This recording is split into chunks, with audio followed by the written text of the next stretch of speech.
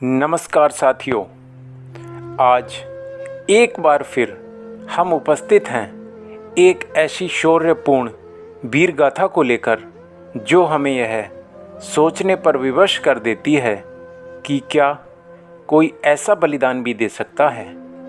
जी हाँ, हमारा गौरवशाली इतिहास ऐसे अप्रतिम शौर्य, त्याग और बलिदान से ओतप्रोत है जो हमें यह बताता है कि हमारे इस सनातन हिंदू धर्म और मातृभूमि के लिए ऐसे असंख्य वीर वीरांगनाएं हुए जिन्होंने हंसते हंसते अपने प्राणों का बलिदान दे दिया। ऐसी ही एक अकल्पनीय बलिदान की गाथा आज हम सुनाने जा रहे हैं। यह वीर गाथा है उस महान माँ के बारे में जिसने मातृभूमि और स्वामी भक्ति के लिए अपने प्राणों से भी प्यारे पुत्र का बलिदान दे दिया। जी हाँ, हम बात कर रहे हैं उस महान पन्नाधाय माँ के बारे में जिसने अपने राष्ट्र धर्म के लिए अपना सर्वस्व न्योछावर कर दिया। ये एक ऐसा बलिदान था जिसको सुनने मात्र से ही रोंगटे खड़े हो जाते हैं। अगर आप हमारी वीडियो पहली बार देख रहे हैं तो चैनल को सब्सक्राइब करें और साथ ही दिए गए बेल आइकन को भी दबाएं, जिससे नई वीडियो की जानकारी आपको मिलती रहे। साथ ही वीडियो को लाइक, शेयर और कमेंट भी करें। तो चलिए इस शौर्यपूर्ण गाथा को शुरू करते हैं। यह बात सन 1526 ईस्वी की है, जब महान वीर योद्धा महाराणा सांगा की षड्यंत्र पूर्वक हत्या कर दी गई।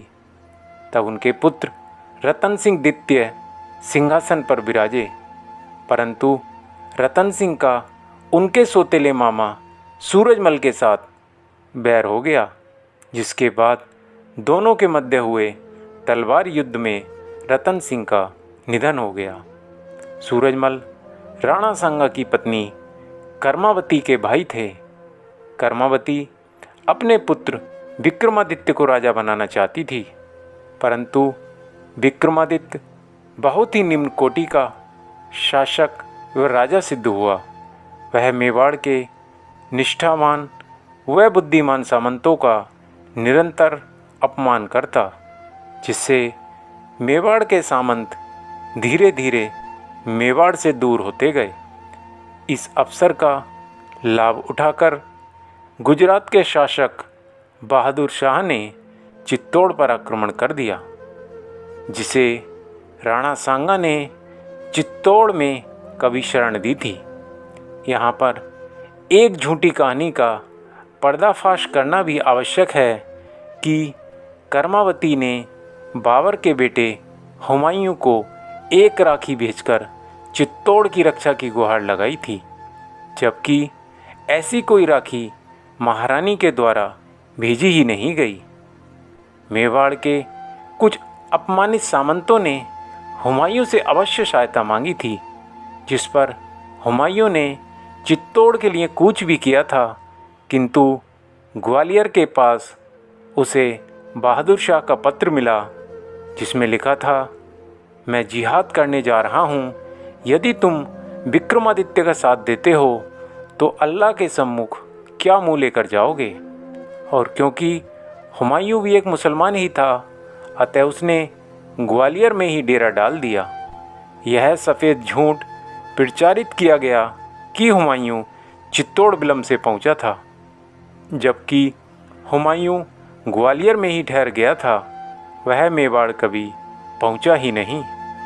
इधर रानी कर्मावती ने अपने सभी विश्वासपात्र सामंतों को एकत्र कर मेवाड़ रक्षार्थ तैयार किया, परंतु कुछ हजारों की संख्या में राजपूत लाखों की बहादुर शाह की सेना से जो तोपों से सुसज्जित थी, आखिर कब तक सामना करते। अतः सभी ने लड़ते हुए अपने प्राणों का बलिदान दिया और रानी कर्मावती ने 13,000 हिंदू स्त्रियों के साथ जौहर किया। यह घटना 8 मार्च 1535 ईस्वी को घटी, राणा सांगा के एक बड़े भाई थे पृथ्वीराज। पृथ्वीराज का एक दासी पुत्र था बनवीर, जो क्रोधी और स्वार्थी व्यक्ति था, जिसे सांगा ने देश निकाला दे दिया था। परंतु बाद में प्रभावहीन विक्रमादित्य को देख बनवीर चित्तौड़ लौट आया और धोखे से विक्रमादित्य की हत्या कर दी। और क्योंकि वह चित्तौड़ पर राज करना चाहता था, अतः वह विक्रमादित्य के छोटे भाई उदय सिंह की भी हत्या करने के उद्देश्य से महलों की तरफ आया।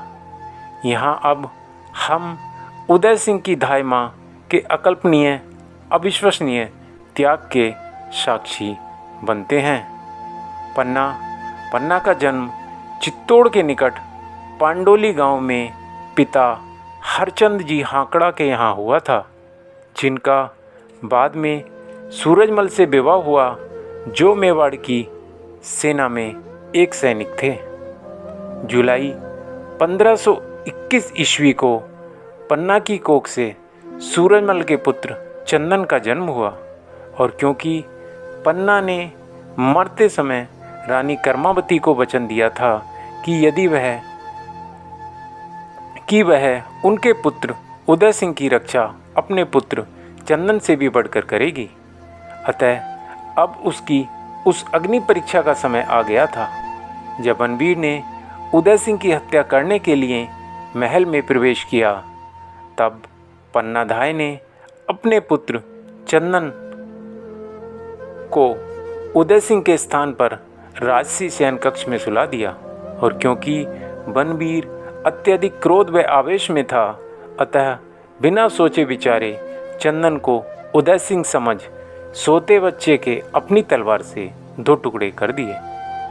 अब आप विचार कीजिए उस माँ पर क्या बीती होगी, जो अपनी आंखों के सामने अपने छोटे से बेटे के कोमल शरीर के 2 टुकड़े होते हुए देख रही है।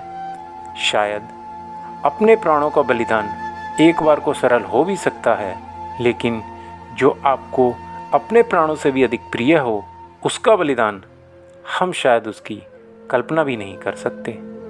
क्या हम कभी उनके इस अविश्वसनीय बलिदान का ऋण चुका भी पाएंगे? कहते हैं कि अपने पुत्र की हत्या के पश्चात पन्नाधाय उदय सिंह का नाम लेकर जोर जोर से विलाप करने लगी, ताकि बनवीर को संदेह ना हो जाए। और बनवीर के जाने के पश्चात अपने पुत्र की अंत्येष्टि आदि कराकर उदय सिंह को एक फल की टोकरी में छिपाकर सबसे छिपाते हुए कुंभलगढ़ ले गई और अपने पति के साथ भयंकर कष्ट सहते हुए उदय सिंह के कुछ बड़ा होने तक उनकी रक्षा की। तत्पश्चात मेवाड़ के सभी सामंतों ने उदय सिंह को अपना राणा मानकर उनके नेतृत्व में मावली के युद्ध में बनवीर को पराजित कर उसका वध कर दिया। यहाँ पर एक विलक्षण त्याग की गाथा के फलस्वरूप मेवाड़ राजवंश समाप्त होते होते बचा लिया गया। पन्नाधाय माँ ने स्वामी भक्ति व निष्ठा के भाव को उस शिखर पर आरूढ़ कर दिया जिसे छूना असंभव है। एक क्षण के लिए क्या हम उस संकल्प व पीड़ा को अनुभव कर सकते हैं जिसके चलते पन्नाधाय ने अपने बच्चे की बलि चढ़ा दी। हिंदू धर्म यूं ही नहीं बचा, बहुत माँओं की गोद उजड़ी है और न जाने कितने ही बच्चे अनाथ हुए हैं। मलिच्छों के समूह के इस लंबे संघर्ष में मेवाड़ के जन जन ने मूल्य चुकाया था। ऐसे अनगिनत बलिदानियों ने मुसलमानों के साथ युद्ध की इस अग्नि में अपने रुधिर का घी बनाकर डाला था। तब जाकर हिंदू धर्म की यह ज्योत निरंतर अकंप ज्वाला बनकर जलती रही। यदि उस दिन बनवीर उदय सिंह की हत्या कर देता, तब कोई महाराणा प्रताप पैदा ही नहीं होता और प्रताप के अभाव में अकबर शायद हमारे पूरे देश को ग्रस लेता। तब हमारे हिंदू धर्म और हमारा क्या होता, कल्पना करना भी मुश्किल है। आज हम अपनी वीडियो के माध्यम से पन्नाधाय माँ के महान बलिदान को कोटि कोटि नमन करते हैं। आशा करते हैं आज की यह शौर्य गाथा आपको अत्यंत प्रेरणादायक और अविश्वसनीय बलिदान से ओतप्रोत लगी होगी। ऐसी ही शौर्य गाथाओं और धार्मिक वीडियो के लिए कृपया हमारे चैनल को सब्सक्राइब करें, साथ ही बेल आइकन को भी दबाएं, जिससे नई वीडियो की जानकारी आपको मिलती रहे।